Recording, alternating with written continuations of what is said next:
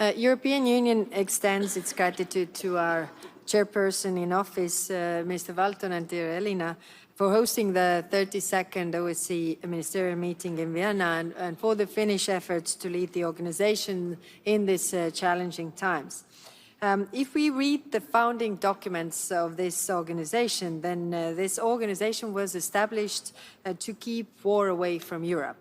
And yet there's one member of this organization that is not keeping to this. It is Russian Federation that is blatantly violating international law, but also the OSCE principles. We again call Russia to immediately stop this senseless war of aggression against Ukraine and to withdraw all forces and equipment completely and unconditionally from all Ukraine within its internationally recognized borders.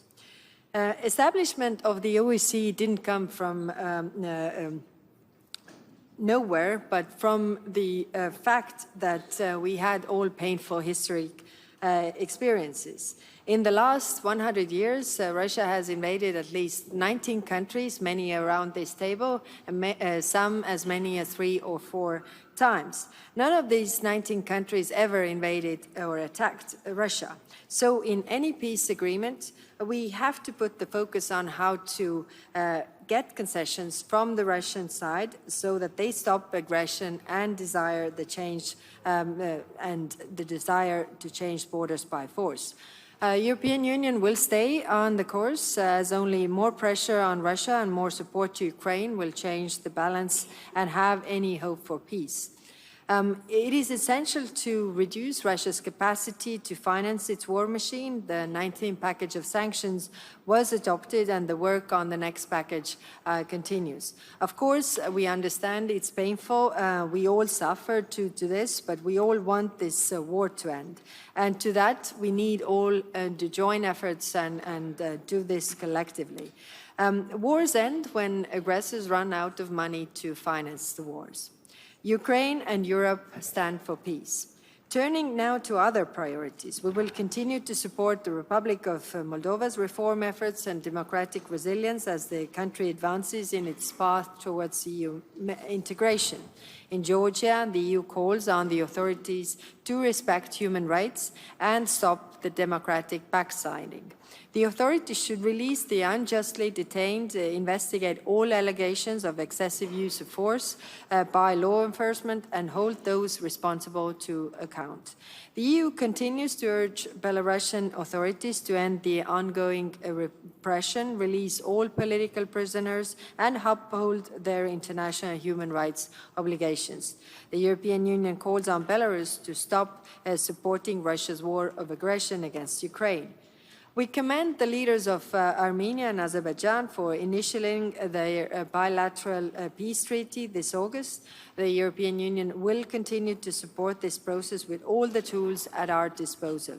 The EU and its member states remain committed to the EU perspective of the Western Balkans. EU enlargement remains the key tool to promote stability and prosperity in the region. We provide significant support so that the candidates can meet the criteria for the EU membership. We continue to support the dialogue between Belgrade and Pristina to normalize relations. In Bosnia and Herzegovina, our robust military force, EUFOR Altea, supports the authorities to maintain safe and secure environment. The closer our partners get to accession, the more we see malign actors trying to place obstacles. Together, we will counter cyber and hybrid threats, including foreign malign information manipulation and interference. Central Asia and the EU have upgraded their relationship to a strategic level at the first ever EU Central Asia Summit. We cooperate now on a wide range of topics, for example, on climate change, digital and transport connectivity, critical raw materials, and security cooperation. We look forward to working closely with the 2026 chairperson in office Switzerland on these issues to ensure the OSCE's effective functioning. The decisions on new unified budget and the chairperson in office after 2026 are important. The Cyprus candidacy for the chairperson in office in 2027 deserves support. To conclude, I reiterate the EU's firm commitment to OSCE and its founding values.